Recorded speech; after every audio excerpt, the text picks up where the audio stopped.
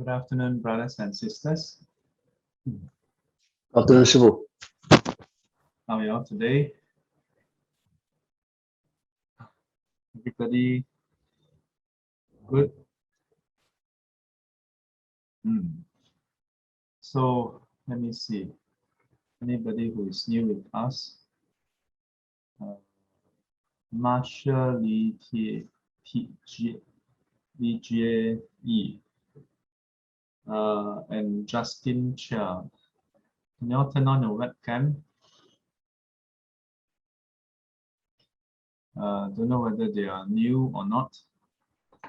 I think Justin has joined us before, but Marshall Li Jie Yi, don't know. Well, in any case, welcome. So what shall we do today? Today's topic is on Ullambana. Ask me anything. Ask me anything. Yeah, today's topic is on Ullambana. You all celebrate Ullambana? You all celebrate? Yeah. Last time Ullambana was a time where I kind of looked forward when I was a layperson, when I was very young. Because when you stay in the HDB block, right, then they have the dinner. Yeah. And my sisters usually don't like to go. And one of our neighbor was one of the committee members who was doing the planning and organizing for the 中元节, for the dinner celebration. So I think my family didn't know, but I kind of look forward to it because I can go there and eat. And usually I'm one of the youngest one in the table. Then all the elders were, young man, you eat more. Help to finish.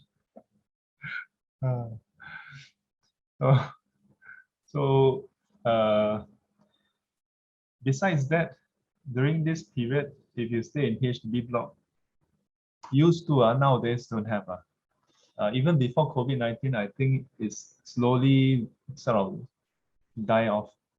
I don't know whether there's still the dinner, but in the past few years, still have. Then you have the auction, right? Then you are like, 鼓掌 the auctioneer, very Hokkien one. Yeah. They will say things like, this mug from IKEA, drank by Shifu, starting 一百塊有人記無100塊200鼓掌200 You will have those kind of auction. Okay, some of you better check the Facebook in case someone mistaken Shifu is auctioning, then really go and bid. Oh, no. So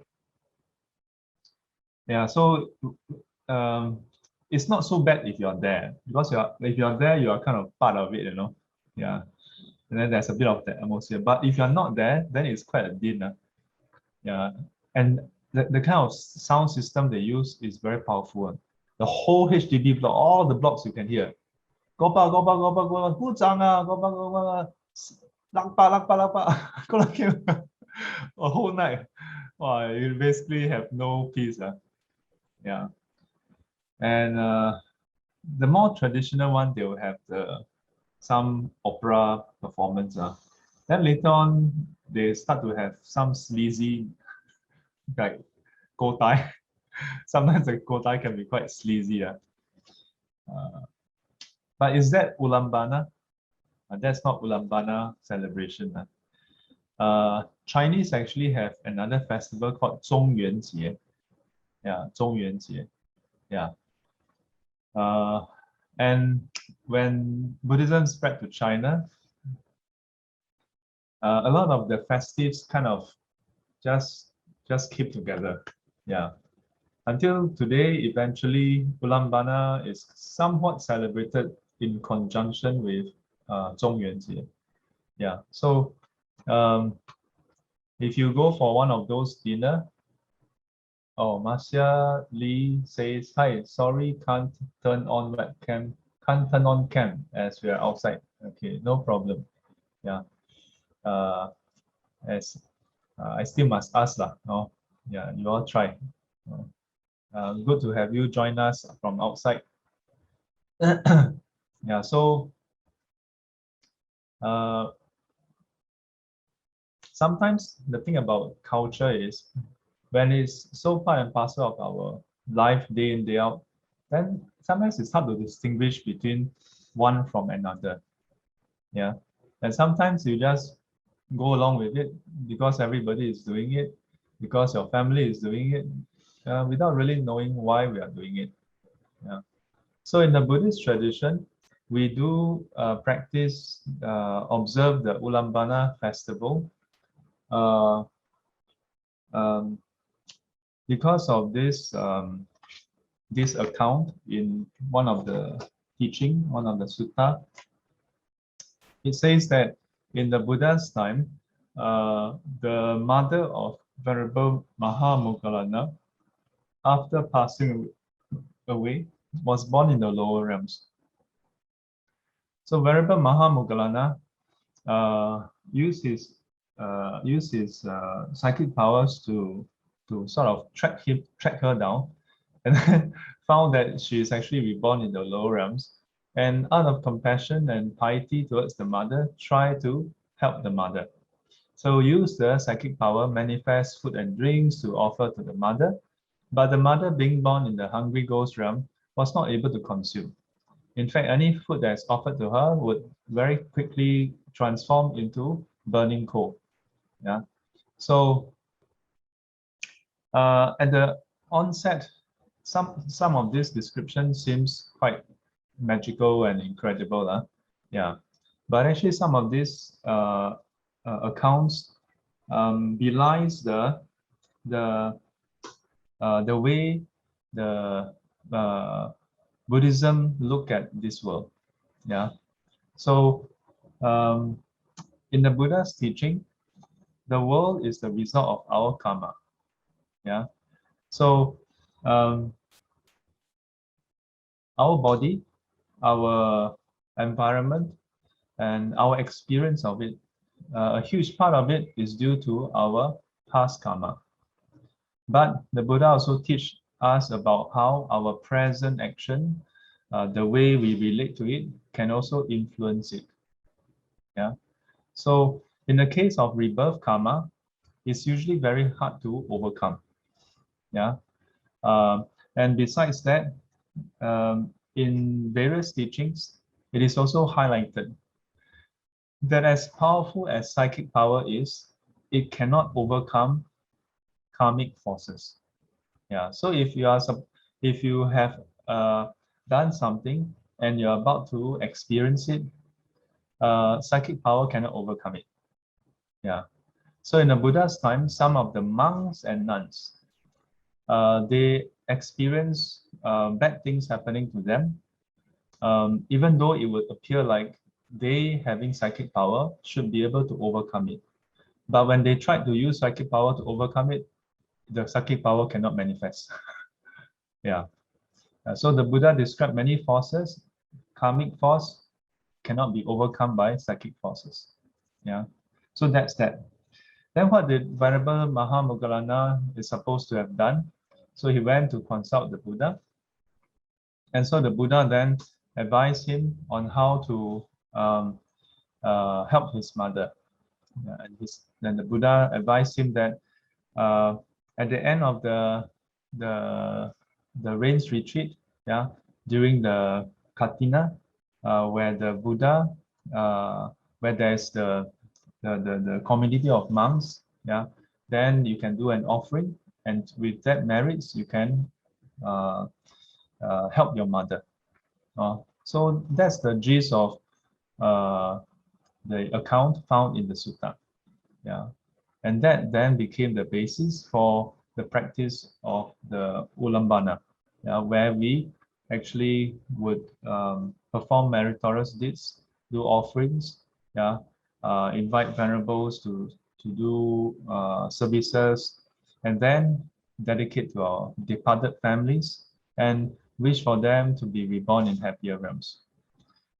Besides this sutta, there's at least another sutta in the Pali Canon where it is described that Venerable Ananda, while entering the city for alms, he saw one of the ghosts at the city gate, yeah, that is in a state of war. The translation I read described the hungry ghosts as hungry shades. Yeah, shade, Shades. Yeah. So from what I remember, they are described as hungry shades because if a person can see the hungry ghost, it doesn't look like us where it's like just physical like that. It looks like a shade, like the shadow like that. Yeah. So they can see, cannot see, something like that. Yeah. So, but important thing is that was in a state of war, yeah, suffering. Oh. So then the Buddha commented, then the Venerable Ananda related this to the Buddha. And the Buddha explained that those who have passed on, sometimes in the translation, it talk about an afterlife, yeah, as though being a ghost is the natural state. Yeah, but actually it's not. If you become a ghost, you have been reborn.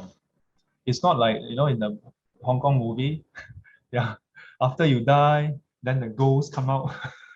Yeah, and then sometimes the ghosts blur, then walk here, walk there, yeah, then the priest will come and advise the ghost, you must go to the heads, yeah, go to hell and report for duty, yeah, you go there, then get your posting quickly, time is running out, yeah, do you get your letter? Never get letter. If it's Singapore version, then we'll tell them you must go to the Central Manpower Base, CMPB.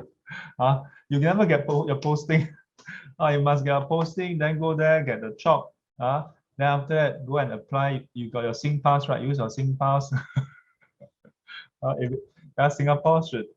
Singapore directors should write a script, the Singapore version one.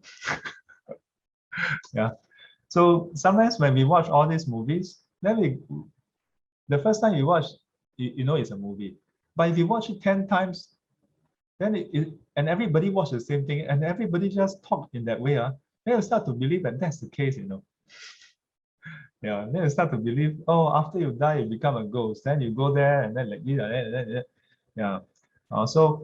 But how about Buddhism? Yeah.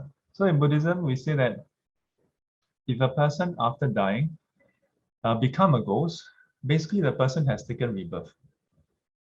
Yeah. That is to say that after dying, you may or may not become a ghost. So get that idea out of your mind. Don't think you die already become a ghost. Yeah, maybe you're not supposed to become a ghost, but your mind is so fixed in that idea, then you compel yourself to become a ghost. Maybe it can be reborn as heavenly being. Then you feel very uneasy. Hey, not supposed to be like that. Must go to become ghost first. Then after being a ghost, then get posting. Then jialat. No, yeah, but usually if you have very great wholesome deeds, yeah, that is ripening, such as being reborn in heavenly realm or in the hell realm, your thoughts cannot overcome it. For most people, not able to overcome it. Yeah, why? Because heavy karma. Heavy karma. One way to understand this is how to understand this? How many of you like to eat durian? So if one of your family member buy durian and bring it back home, there's no particular reason why you shouldn't eat it, right? So would you stop yourself from eating it? You will just naturally, got durian, you eat, right? So I want you to think about it. When there's no particular reason for you not to eat, you will just eat. Why? Why do we just eat? Huh? Like what is my still said something but muted, so don't know what she said. Because we like it. because of what? We like it. Because we like it, right? You see something, you like it, and it's available to be eaten, nothing to stop you, no reason to stop, then you just eat lor. So we can say that liking is a habit lor. We have habituated this liking. So the moment it presents, we just go and eat. Think about it. Is this form of eating eat to live or live to eat? This form of eating is living to eat, not eating to live. Because if you don't eat the durian, you won't die, what? Correct? So it's driven by our desire, driven by our that kind of impulses. Yeah. So does it mean that you cannot eat durian? No, can. You continue eating lor, eat until go somewhere else. You go and look for me. Later all the sell durian one come and look for me. Huh? You're the monk, right? Tell your students cannot eat durian. I never say but karmic forces ripening. For most people, it's just like a person who like durian, seeing durian is compelled to eat durian. Cannot help it. Cannot help it. Just like a smoker, you see someone smoke, you are compelled to smoke. Just like someone who is a frequent drinker of alcohol, you see someone drink, you also have to drink. Cannot help it. Just like a small kid, see the friend play handphone, he must play handphone. Yeah, we can say I are immature, whatever reason, that is the result. When the person is habituated, acts on the habits, circumstances to present, they will act. Yeah.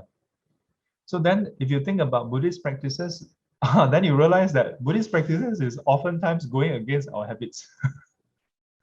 That's why Buddhist practices are so difficult. I always feel like going against ourselves, you know.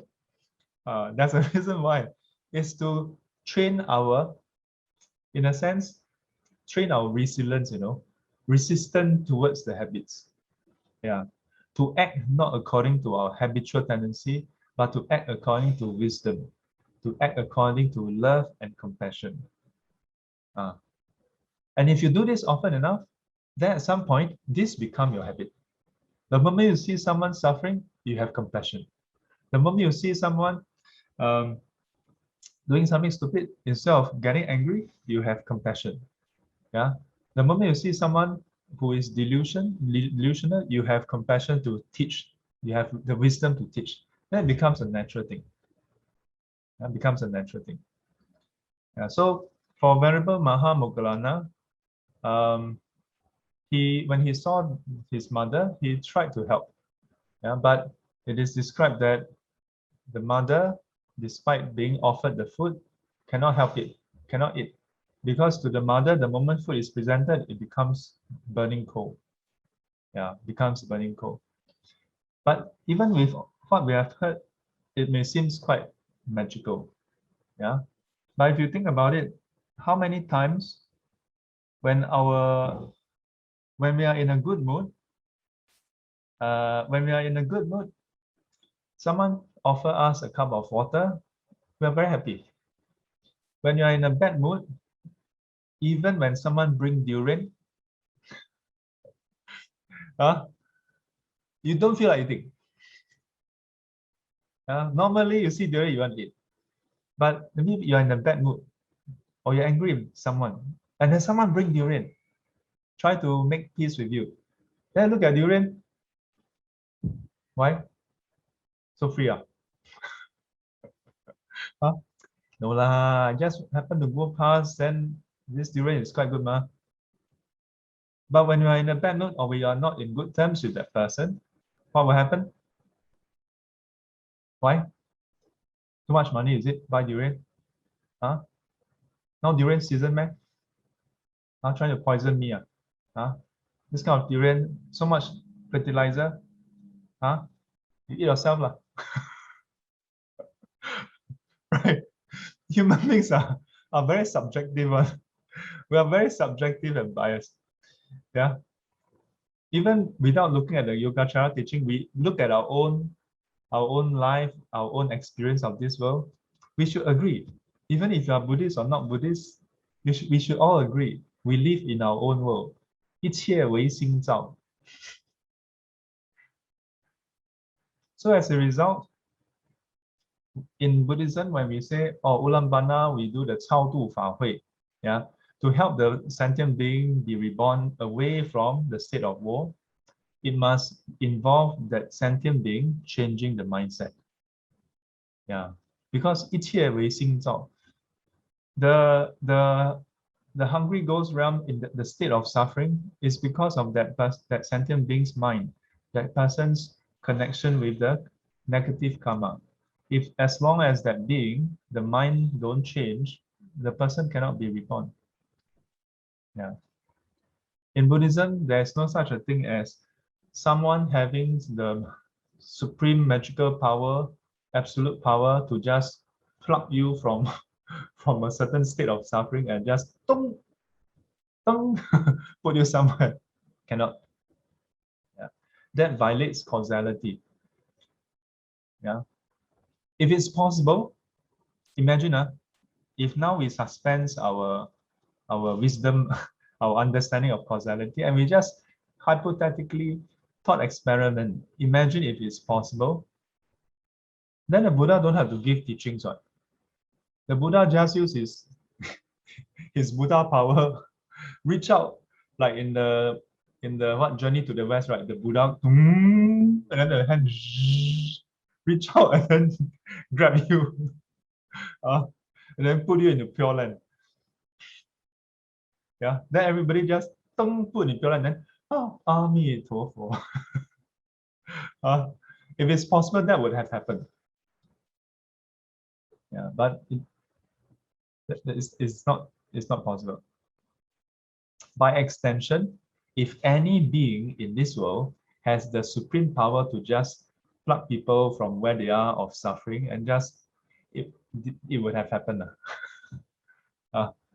Don't have to pluck, just snap finger, boom. And that's why if you look at what the Buddha did, the Buddha spent so much time walk on earth. India so hot, no? Walk here, walk there. When teach. Why did he spend all that time teaching? Because it's only through teaching that people's mindset can change. But even that is not 100%. But that creates an avenue, an opportunity for people's mindset to change.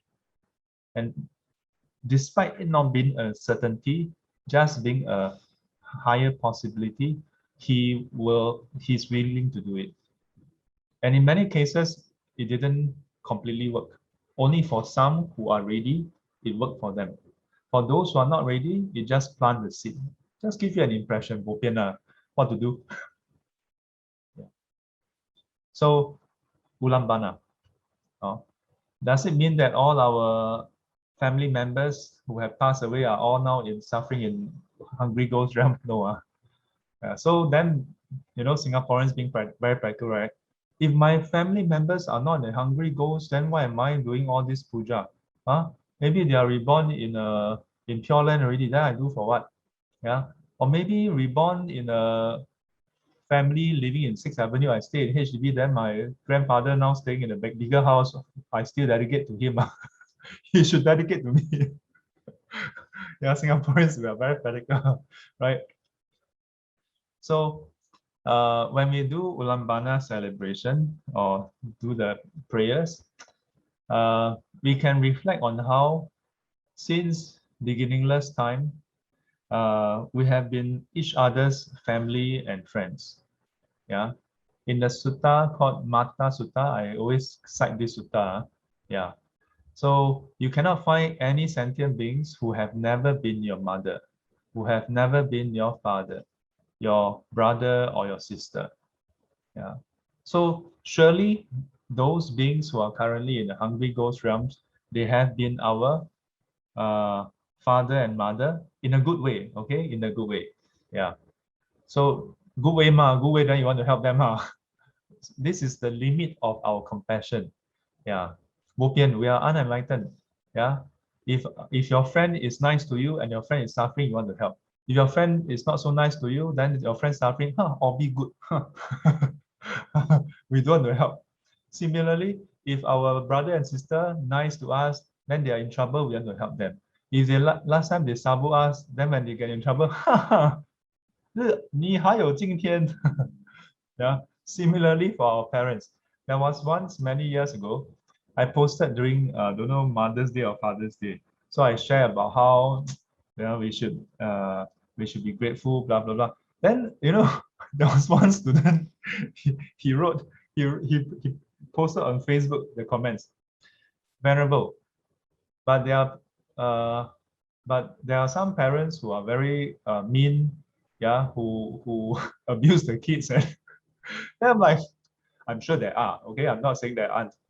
But when we celebrate parents, the Mother's Day or Father's Day, unless we are saying that all parents out there are all twisted. Yeah.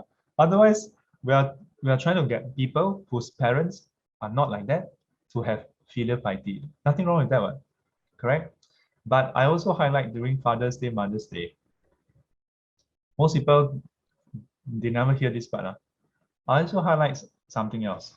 Those who are father or mother, don't think that just because you give birth to your kids, then you big deal. I've written, I think, a blog and given talks on this before.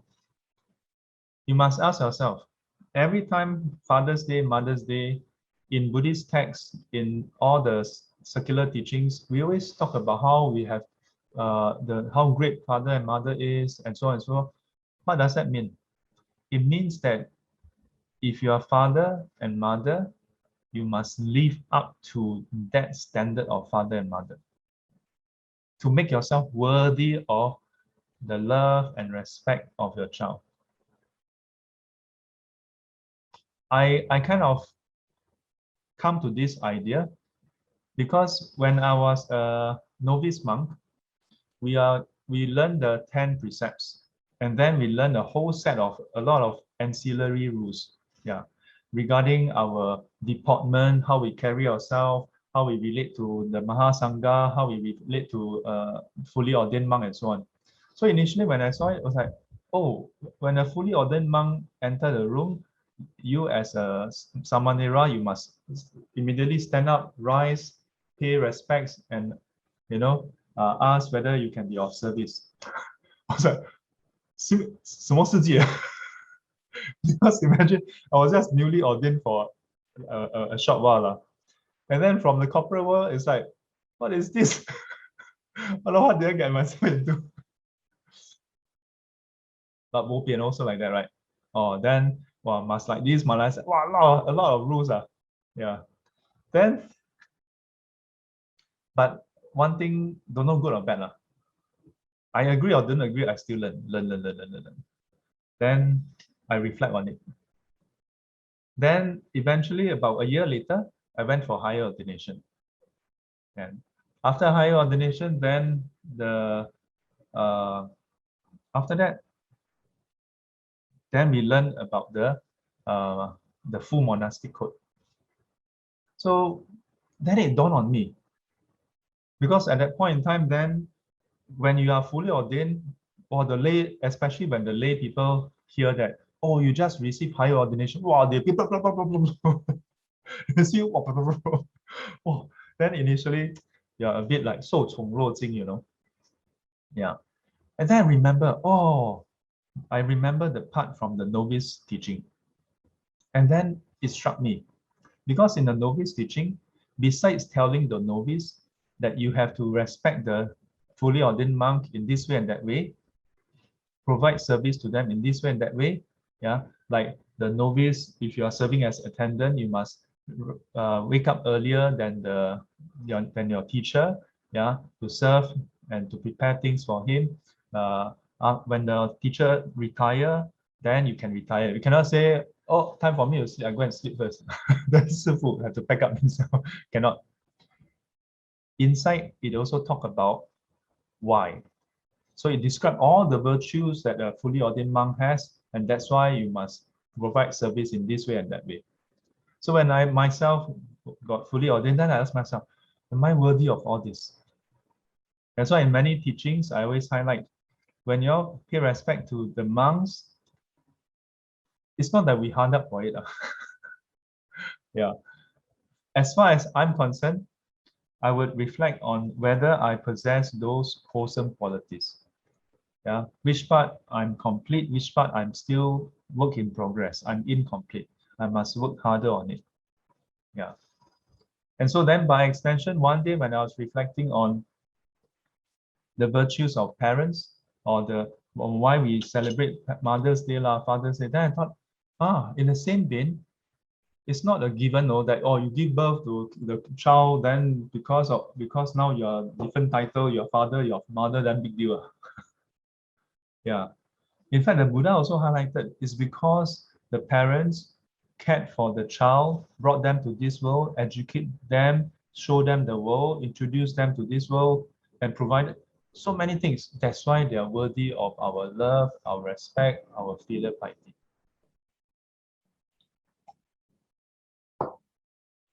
So, as I always say this every year, Ullambana, our family members who have passed away. How about those who have not passed away? Don't wait until they die, then go and burn this, burn that. Yeah. Spend time with them. Take care of them. For those of us where our father or mother or both has passed away, don't think, oh, that's it. You still have uncle, auntie, ma. Until the day all gone, then you touch your heart and you say, I'm now 无依无故. Yeah, really no one to take care of me anymore. No one for me to express my piety towards. But even then, don't worry, in Singapore, there are a lot of old folks home. A lot of old folks home. You know what I mean? I'm serious. Don't think, my father, mother, uncle, auntie, all gone already. Gone, old folks home, so many people there, nobody to care for you once a week, maybe once every 2 weeks. But nowadays, difficult because of COVID. Yeah. You know what I mean? And it's a very meaningful practice. Don't wait until, Ullambana, then go and burn, pray. I mean, yes, please go and do that, but this shouldn't be once a year kind of thing, right? You can always go to old folks home and go and express your care for them. Yeah, of course within your own limits. And especially like in some cases, some students tell me, hey, but my father like this, my mother like that. My own friend, uni friend, I won't mention who. I know this group of friends for a long time. And one day, when we have all graduated and we have our regular meetup, one day we were chit-chatting, then suddenly one of them, she shared with me that she has not talked to her father. That was when we are in our 20s, so that's 20 years ago. 20 over years ago. She shared with me that she has not talked to her father for the past, 18 years.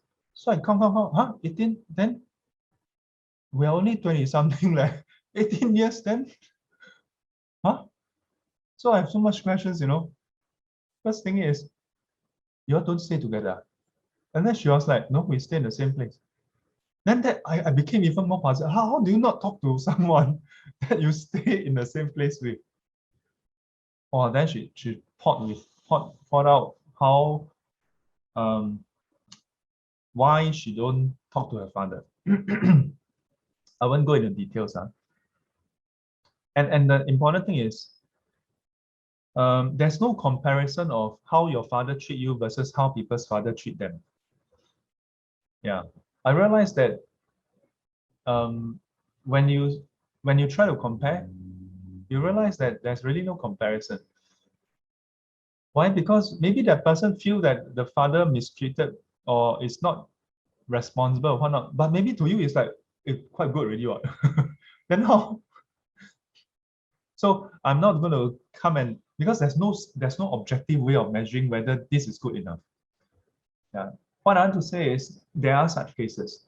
I've met before, even in the past, now, and I'm sure in the future I will encounter new students or new friends who are in such a state. Then how? Then how? I have had some students, for some reasons, they just don't talk to their mother. But my advice is still, it's your choice. I don't say, remember, what I give is suggestions and advice. I don't say you must. If I say you must, then I say you must get enlightened. Right? Why stop at being filial? Yeah, I must well say you must all ordain tomorrow. Tomorrow 3:35, go and get ordained. Cannot. So I can only advise. My advice to students so far has always been, I'm not saying that they are right. Yeah, I'm saying if for one more day you don't forgive them, for one more day, you will suffer, not them. Forgiveness is not about them being right. It's precisely because there is a wrong, that's why there's forgiveness. Forgiveness is not about making them right. It's making your life right, righting your life. Because each day we don't forgive someone, each day our life is in a bad state. And meanwhile, maybe the person already forget what the person have done, especially old people. By the time they are 60 plus, 70, sometimes cannot remember, sometimes selective memory, sometimes act blur, I don't know. Right? For whatever reason, what if the person don't remember or don't bother? Now having coffee at Starbucks because open up already, or in the kopitiam, la kopi, then chit chat with the friend, king kong, and then talking about eating durian, talking about everything under the world. Those people go KTV, yeah, jialat lah. Then meanwhile we are down here, down here then. Last time, like this, like that, then does it change anything? Doesn't change anything. Yeah, of course, some people when they hear me say that, they're like, "Wow, Shifu, you're dismissing what I expect." No. If you experience it, you experience it. You suffer, you suffer. All I'm saying is, you want to suffer one more time. If you want, I won't stop you also. You suffer, I don't suffer. It's your choice, ma. I'm quite okay one. So all I can say is, if you happen to be in that state where whether your father or your mother or your grandfather or grandmother not so nice to you, maybe beat you or whatever. I mean, my ama last time, because I want to watch TV, I was a small kid, primary school, watch TV at night, watch until until what time? Until dun dun dun dun dun dun dun dun dun dun dun Mari kita raya singa. Watch until that point, I still don't want to sleep. Until dun dun dun dun dun dun dun dun dun dun. Then the test card come out. I still sit down there. Don't want people want to switch off. No, I want to watch, and I sit this close to the TV. Then sometimes I will switch to the other one. The other channel, because last time different channel, but more or less the same time, 11 plus 12, unless Saturday, then midnight, so I watch until the last very channel. Dun dun dun dun dun dun dun dun dun dun. No. Until when do I stop? Until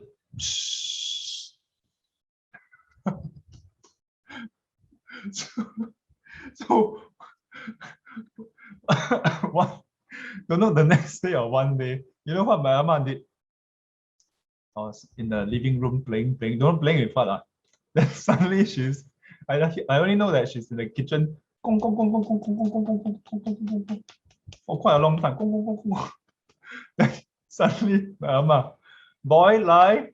Then, go over there. Then when you're young, everybody is super big, you know. So Amma, lie, go ahead.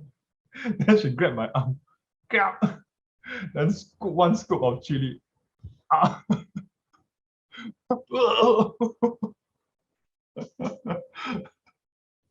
Today, today what happened?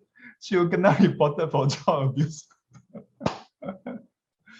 But I'm so grateful for that mouth of chili, you know. I mean now at that point in time, yeah, maybe that's why I'm so good at eating chili now.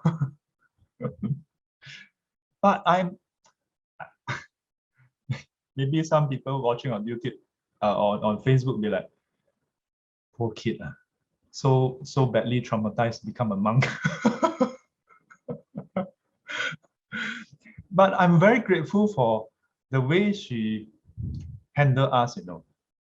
She don't spend time, boy, like this, I like, yeah, no. Good. You don't listen, right? Good. You just feel the burning sensation, not so nice, not pleasant, for a short while, no long-term trauma one. You know, but you get to learn that. So what if you want to watch big deal, you think you're big deal, you learn that, you learn your place in the family. You know, similarly, my father and mother, I don't get everything I want. My father, carry you up, say you pick up. I remember there was one time, father called me, boy, lie. I'm very stupid. Anyone call me lie or okay. I remember that one time, my mother, my sister, don't go the Michael. I still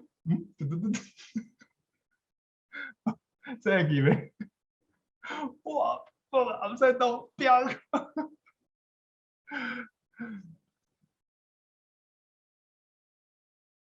So is that child abuse? Can be seen as child abuse, right?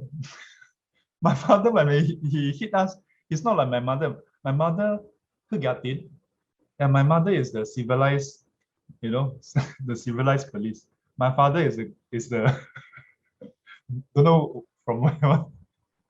So my mother, when she discipline us, she will tell us, go and get a cane. Yeah. Now some of you, when you hear this, is like, who will be so stupid, go and get a cane, right? But that's how the four of us are. We are so stupid. Mother say, go and get a cane. Okay, oh. You know you're going to get a cane, but you still go and get a cane for the mother. Yeah. You know why? Because somehow we know if we don't get a cane, if mother get a cane, lagi jalan. Because now you have two crimes. One is the original crime. Two, resisting arrest. So you better go and get a cane. The moment you say Gatin lie, not bring the kid through, no. Is my mom will usually the usual is kena once first. Yeah. Then do you know why I cane you? Yeah, later on mama palo. So my mom will reason with you. Reason, there's many different ways of reasoning. Her way of reasoning is just tell you why you're wrong. Tell you that you're wrong and what happened. Not ask you whether you think you are wrong. I think parents nowadays have this problem. Oh, cannot kid. And then she will ask you, but sometimes when I was a kid, right, I cannot remember anything one. No. So nowadays when students tell me, wow, Shifu, your memory very good, I'm like, you have no idea how when I was a kid, I cannot remember anything.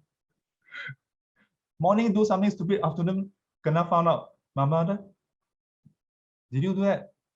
Boleh. Look who compare me. I really don't know, I can't remember.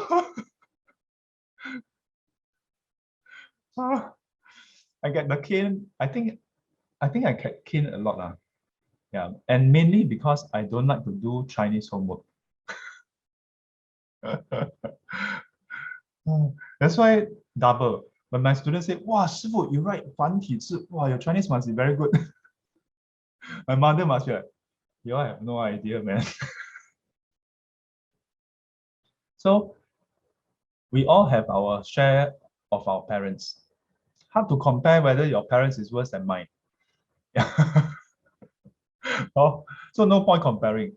But I'm telling all that not because I hate my parents. I love my parents. And I'm so thankful they did what they did. I'm so thankful they hit me when I need to be hit. I'm so thankful they don't give me chance to sayang me, to like, Cannot means cannot. But that doesn't mean that all parents are like that. From my students, I also learned that some parents, cane is C-A-N-E, right? But cane is not cane, it's named cane. Dhamma Sutra. Caning is not caning, it's named caning. So in my mind, caning is you take the cane, pass to your mother, pass to your father, then they cane you. Take out the hand, cane. Like that is called caning. But later I realized that in many of my students, the idea of caning is the mother go crazy, grab anything they can find, and then whack. And then they have to run for their life. They cannot wait until like they feel, they say that they go into hyperventilation. Can you imagine the kid cannot hit until go for hyperventilation? I don't know whether, hey, do you think we went into hyperventilation? For us, never one. Because if you hyperventilate, my mother will say, look, go get pop. Then immediately,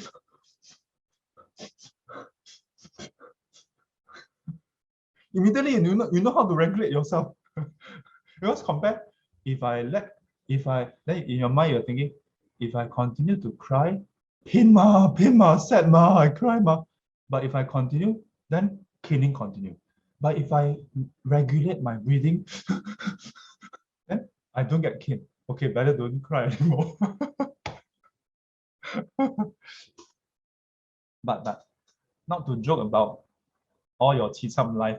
I know, yeah. I heard before, you know, the don't know, Hainanese or the Hakka, they say, wa ko bo lu ko bo wa ko.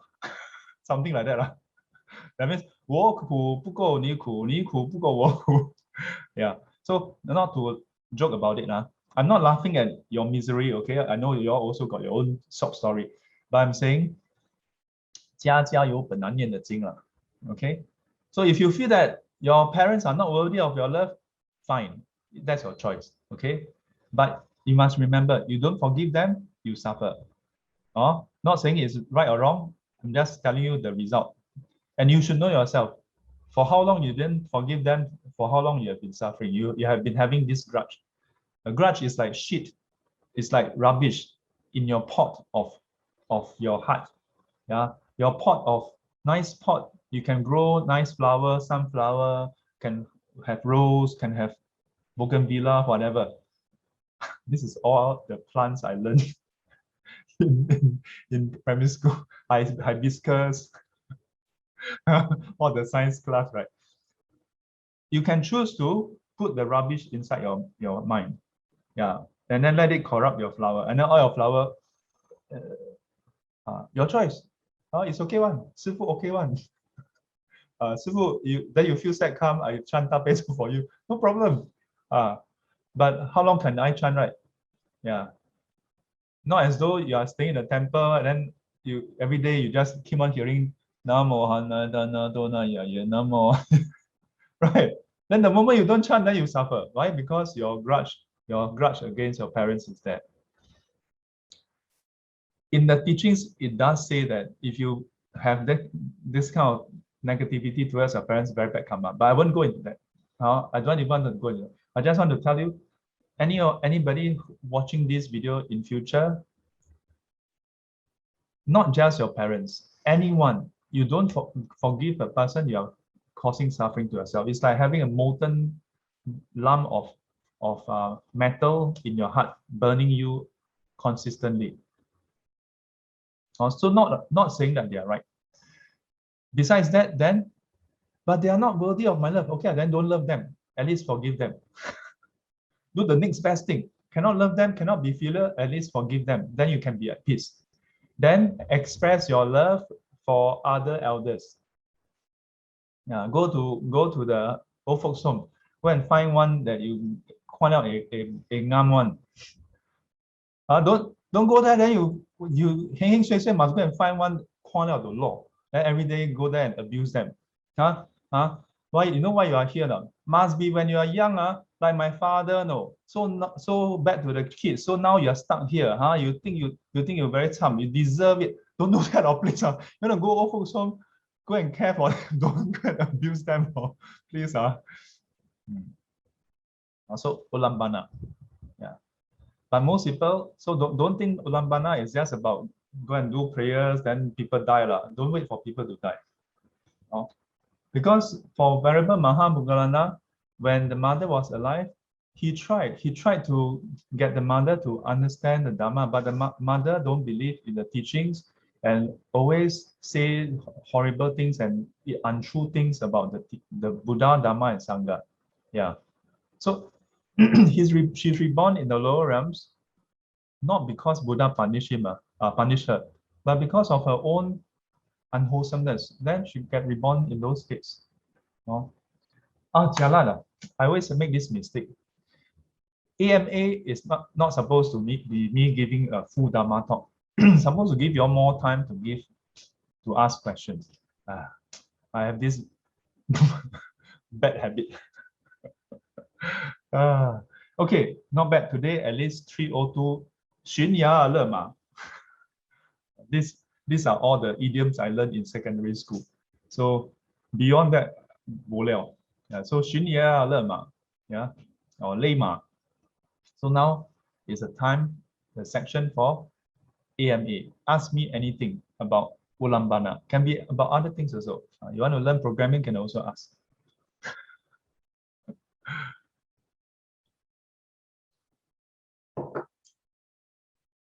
Like Saikyang, I think you have prepared a lot of questions, right? Because she's afraid 冷场 later. Good afternoon, Shifu. Yeah. It's like what you say, not all our relatives are reborn in the hungry ghost. Huh? So sometimes Wait. not all our relatives are reborn in the hungry ghost. Don't hear wrongly. Shifu never say all our relatives are born in hungry ghost. Not all. So it's like very contradicting.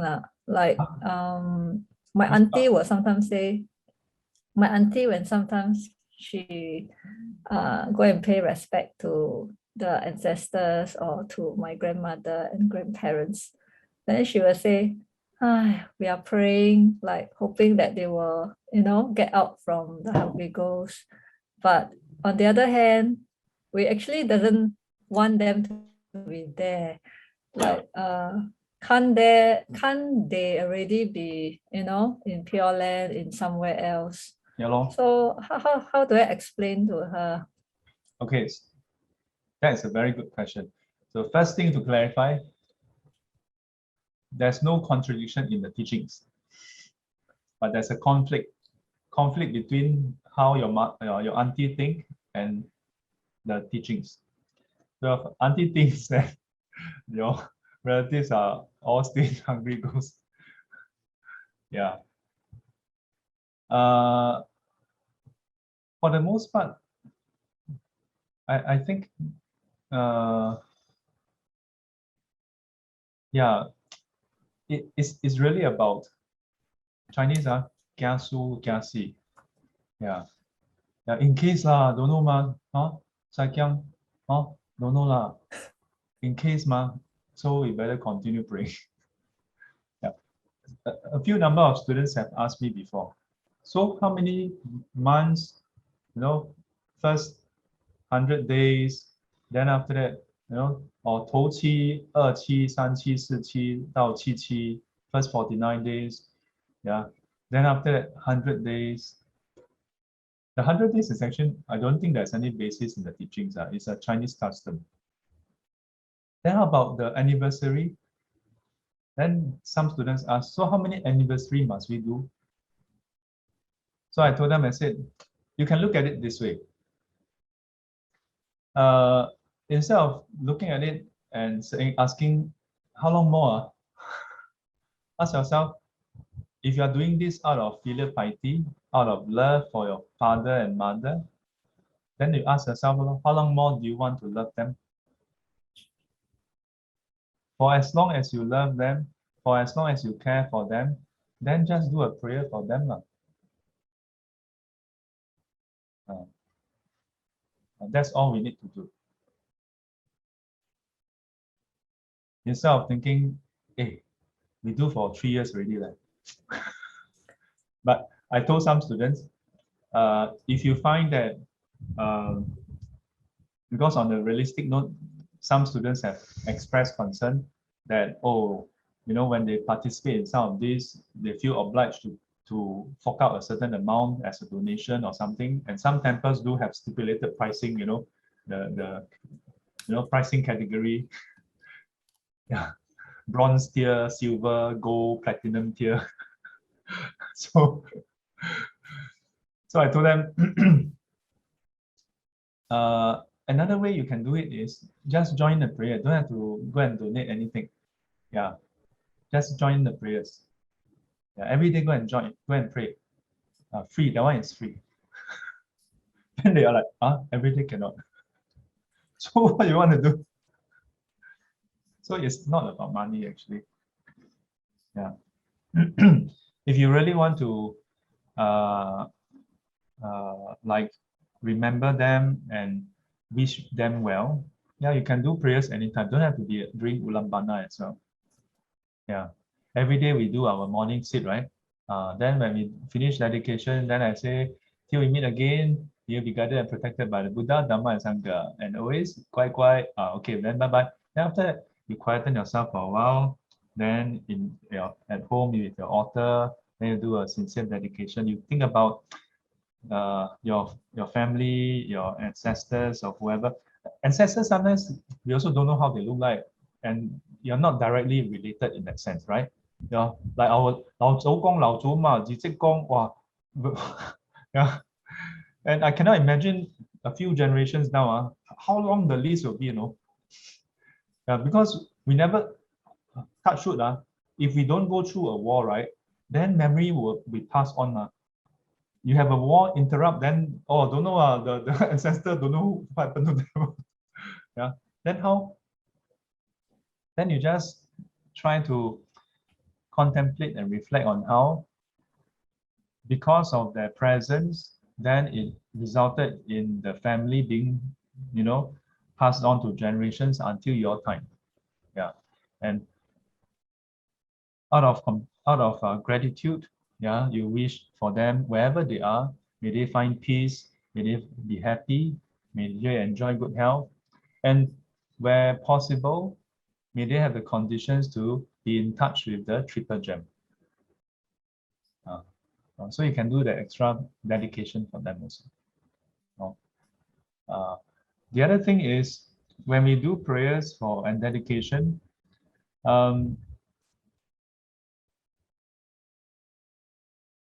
it doesn't have to be a dead person also.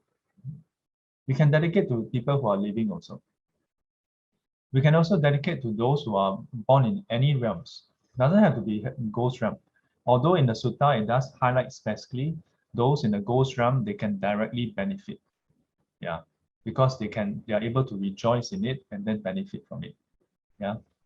So for example, like let's say we dedicate to Saikyang. On this day, may you be happy, may you be cheerful, may you be guai. Then can or not? Can ma? Let's see if she laugh already, she smile already. Immediate result. Right? So doesn't mean it cannot be done. So even if our ancestors have been reborn in other realms, we can still do prayers and dedicate to them. Don't have to do it with the mindset, oh yeah, poor thing, suffering in the ghost realm. Then don't have to be like that. No? Can? Some people ask, Marcia asked, you mentioned that to be liberated, the being must change themselves. How do prayers to hungry ghosts then help them change their karma if we are only praying for their liberation and not communicating directly to them per se. So this is where the difficulty in language.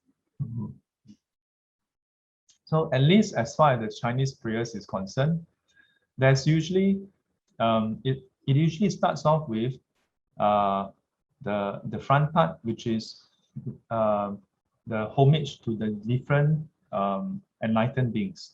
Yeah. So then after that, there's always a part highlighting all the deeds that is wrong. Yeah.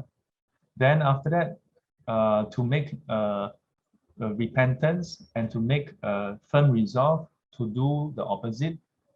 And then after that, on top of that, there's usually some part that talk about going beyond that.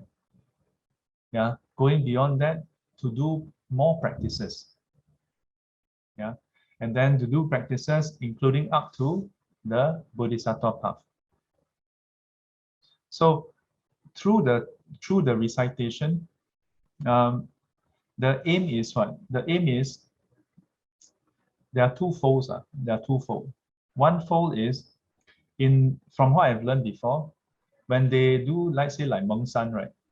Then they do the contemplation, visualization, and then they help them ease their physical suffering of hunger.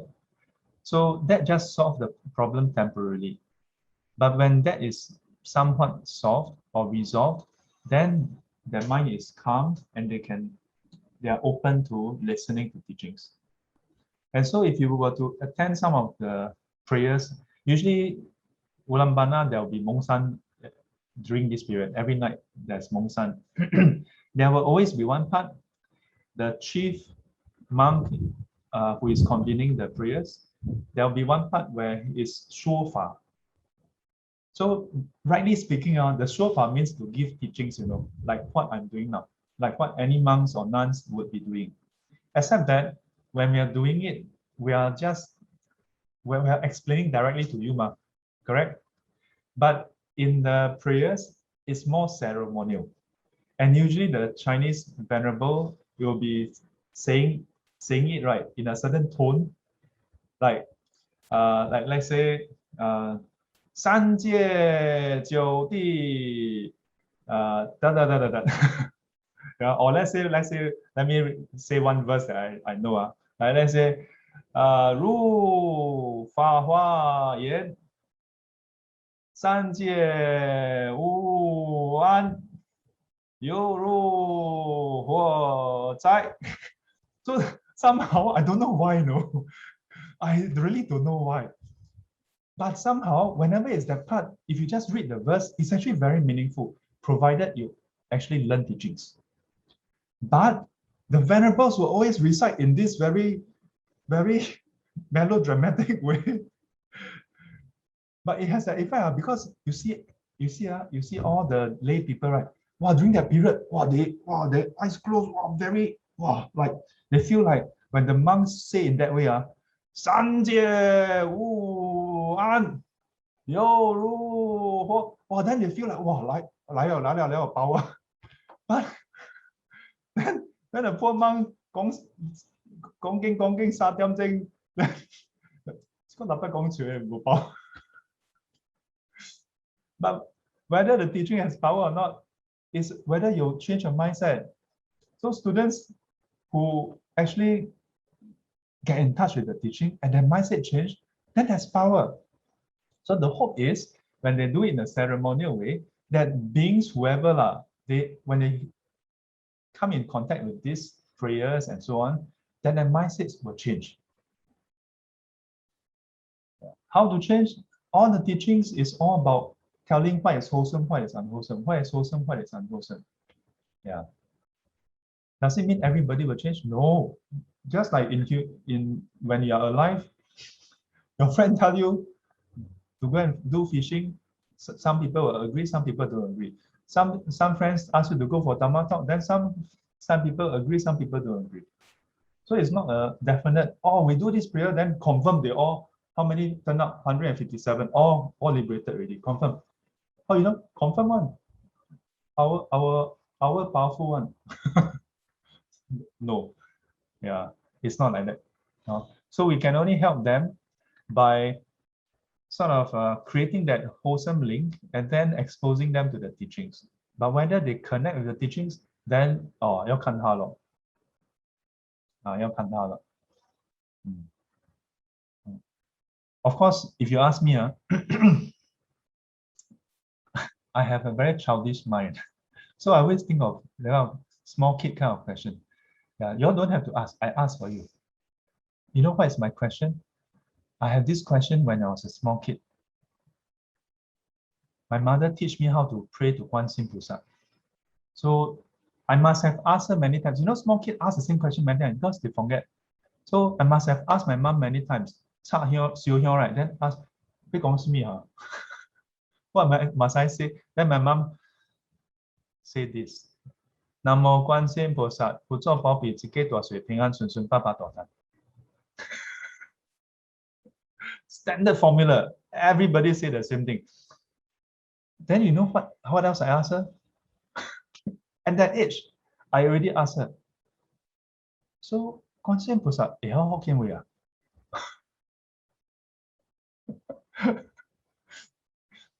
？Until today, I have this kind of funny question in my mind. But most people have this kind of question only when you're kids. When you grow up, this kind of questions disappear. Why? It disappears because you feel shameful to ask. You feel that these are stupid questions, don't ask. Yeah. Whereas I either thick skin or inside one part short. So I continue to have this kind of question. So similarly, I will ask you, I ever thought, no, we do all the prayers in Chinese, then what if the ghosts don't understand Chinese? Like last time, my Chinese very poor. Then you 三界one, then the ghost, that word, what is that word? Then the monk every night have ghosts come and ask, that word, I checked dictionary, what is that word? How to write? So I'm serious, I have this kind of questions. So when I was in US, I was in charge of doing the carrying out community actions. So one of the things I was tasked to do was we have to chop off some trees because the trees is having disease. Then the tree would collapse. We don't know when it will collapse. So we have to engage a tree cutter to cut off the tree so that it doesn't collapse and destroy our dormitory.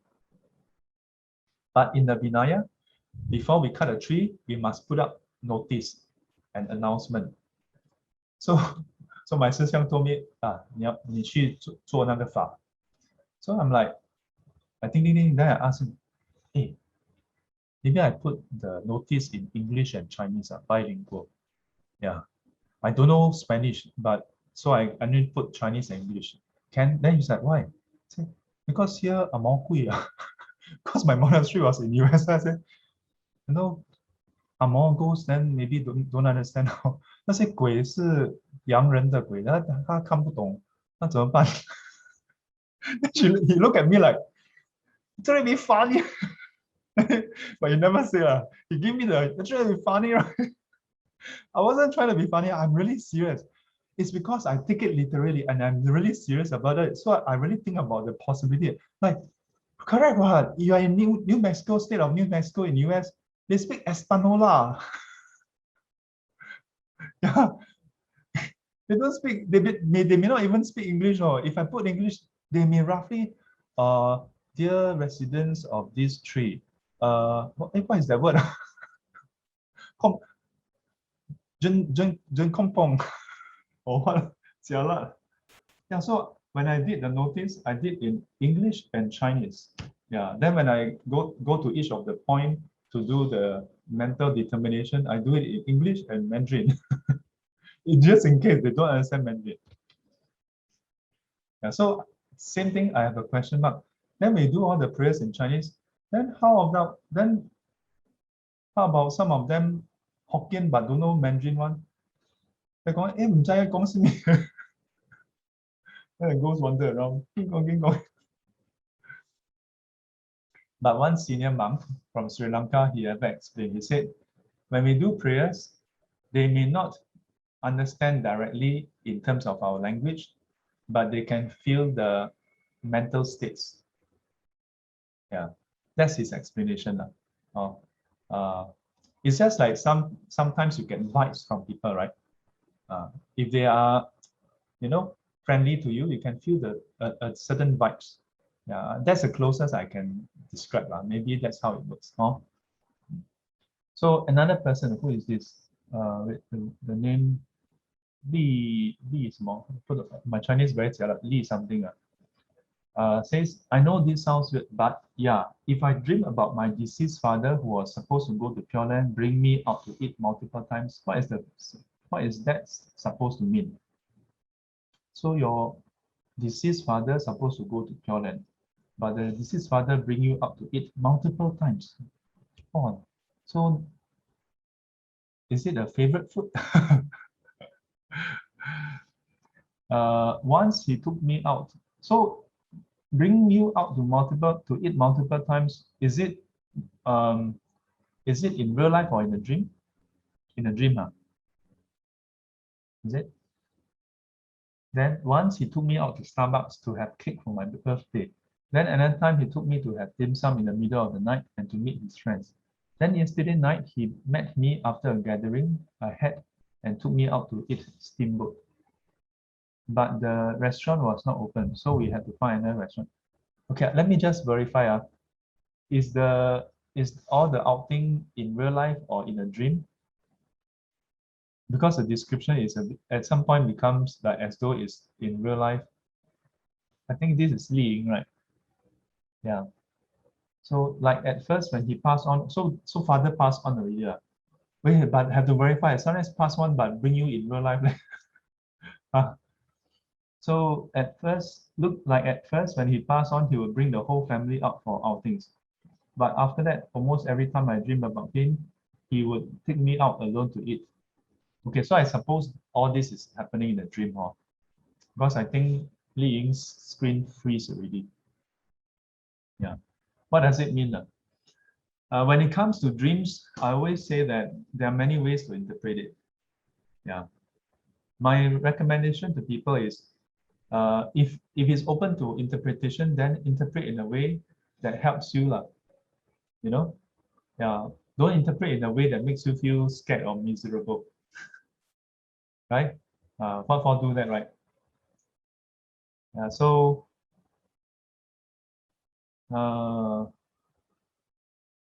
what does it mean? I have two things I can say. Number one, I don't know. Yeah, it's your dream, not my dream. But number two, I can guess. Yeah, my way of guessing is maybe your father,很疼你 yeah, dotes on you. So yeah, or maybe in the past never take care of you, so want to take care of you. Or maybe we feel that father never take care of us, so we want the father to take care of us. Yeah, so it can be many different reasons. Yeah. Marcia says, okay, thank you, Shifu. Understand better the meaning and power of ritual now. Haha. I asked the same thing too. Dad told me Buddha omniscient, so can understand all languages. That's what my mother's also said. Yeah, 观世菩萨也晓，龙总也晓。Li Ying says, I'm Li Ying. You told me to use the name my parents gave me. Yeah, can. Yeah, so Li Ying, the dreamer, I can only say what I think your dream can mean, because dreams can be due to our own thinking. Yeah, in the Buddhist teaching, dreams can be due to our mental processes, then resulting in dreams. It can also be due to like some external forces, yeah, inducing a dream. Yeah, but I haven't reached the point where I know whether yours is former or latter. Okay, and as I mentioned earlier, I don't know whether you were still online. The way I look at dreams is, it's up to us how we want to interpret it. And that being the case, I always suggest for people to interpret it in a way that is helpful for themselves and others. So what I said earlier was that one way to look at it is, that maybe your father would like to extend more care for you. Another way is maybe you wish your father would care for you more. I don't know. Yeah. There's some people have dreams that have parallel to what is found in the sutta or commentaries. Then we can draw a parallel and perhaps infer certain meaning. Now this one I don't recall any parallel. How do you feel about the dream? I mean, if you feel comfortable to share, you can type inside. Okay, actually the dream is like that one. The dream, actually I dreamt that me and I forgot, was it a family member or a family friend? I think it's kind of like reflect the, okay, to a certain extent it reflected the what I've been experiencing in real life. So it's like I have this family friend, I call her my auntie lah. So actually she's the one who introduced me back to Buddhism. So she has some monastic friends lah. So when I, in the dream, I dreamt about, like, she was like I forgot, was it her or was it somebody, because I couldn't remember the people. They were just bringing me to like maybe do some food offerings or whatever to the monastics. So it was at I think it was outside, like in maybe a mall or restaurant area. So after that, I think after the gathering ended, right, then I was walking away. Then my father came. Actually, he was okay. He actually passed from cancer. So when he was last alive, right, actually he was very, very emaciated, which means he really, really like 已经 like very 很瘦这样子. So when he came back, he was like back to his healthy self. So he looked like he was coming back from work, and then he told me that let's go for dinner or something. So I was thinking, 我才刚吃饱 that kind of thing. Then he said, oh, let's go out. Then 他带我去吃火锅. Then 我们走很久. Then after that then 看到那个 restaurant 关掉这样子 like 没有开. Then 我想说, then he said that, never mind, we're going to find somewhere else. So actually 他本来是要带我去吃. So which means he want to pay. Then I said, never mind, since I started working, so I pay that kind of thing lah. So it's like, it's kind of very weird because when he was alive, right, when he was alive long time ago, we barely talked for many years until he passed. So when I finally told him that forgiving, that was in the hearse when we were going to Mandai. So you finally told him, what did you tell him? No, so when the first time I actually so-called ended the Cold War and then forgave him, right? And I told him, right, that was in the hearse when we were actually going to Mandai. So yeah, so that was after he passed lah. That just after he passed. So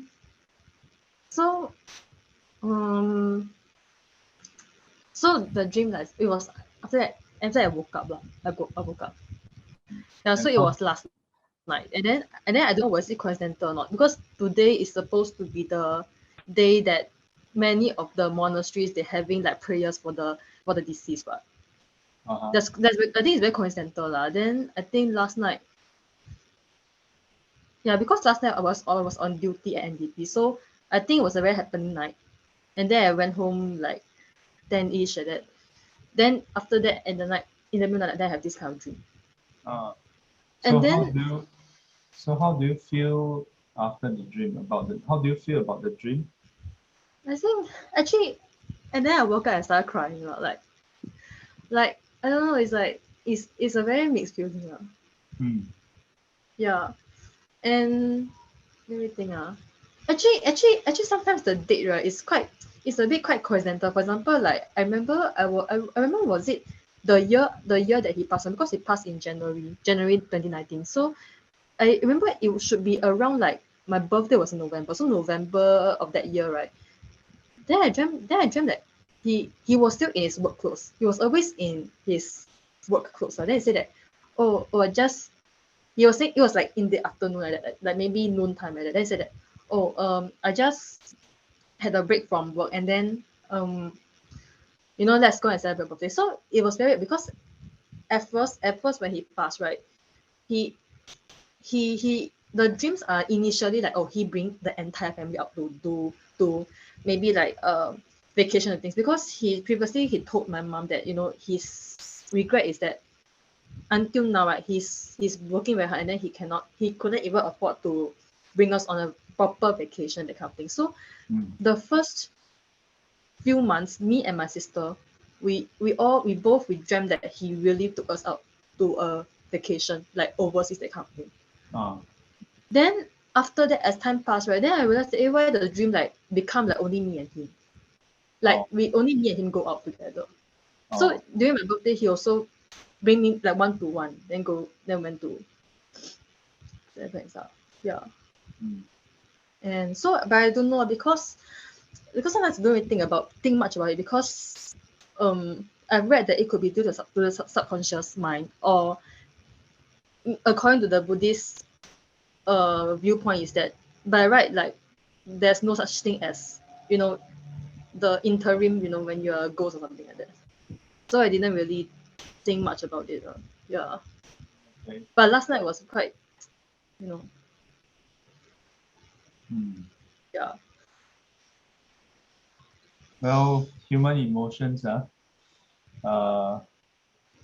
way we feel about people, consciously, the way we feel about people, there may be some deep-seated emotions or expectations we have of one another. Yeah.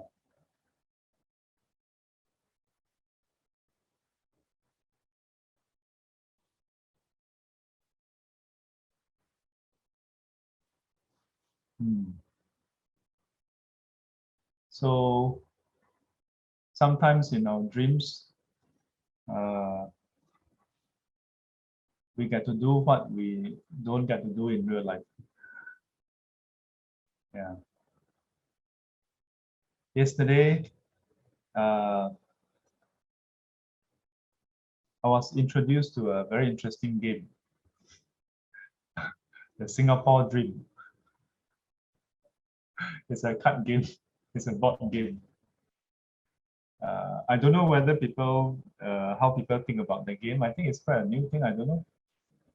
So after that, I told my family, I said, you know what I gather from this game? Because in a game, you can get money and then go and buy dreams. But at the end of the game, right, the person who wins is the one who has the most dreams. So I told them, maybe this game is trying to tell us, you know, money is not everything.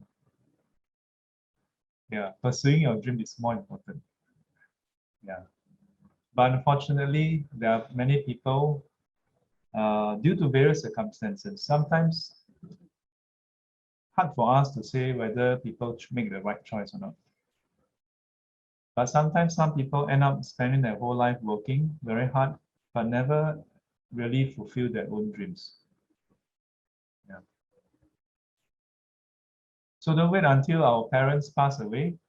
Don't let, and not just our parents. Ullambana is not just about parents also. Yeah. Don't wait until the people around you that you care for, that you love. Yeah. Until they pass away, then you say, then you dream about them. Oh, yeah. When they're alive, take the time to go and spend time with them. And if there's any conflict between ourselves and others, be it our parents, our friends, or family, try to make peace within yourself first. Yeah. Try to make peace with them, starting with ourselves. Then at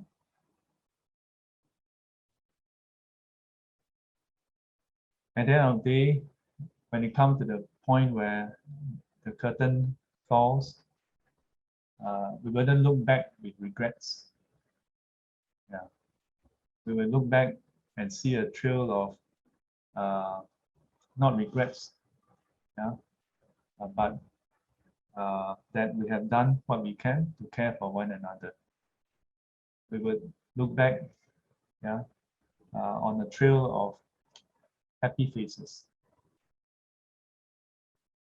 阿弥陀佛。愿消三障诸烦恼，愿消三障诸烦恼，愿得智慧真明了，愿得智慧真明了，不愿罪障悉消除，不愿罪障悉消除，世世常行菩萨道。世世常行菩萨道。阿弥陀佛。阿弥陀佛。 Like to extend dedication to Li Ying's father, wherever he is reborn in, may he be well and happy. May he have the conditions to be reborn in happy realm, in pure land. And may he have the conditions to be in touch with the Buddha, Dharma, and the Sangha. Sadhu, sadhu, sadhu. Let's rise.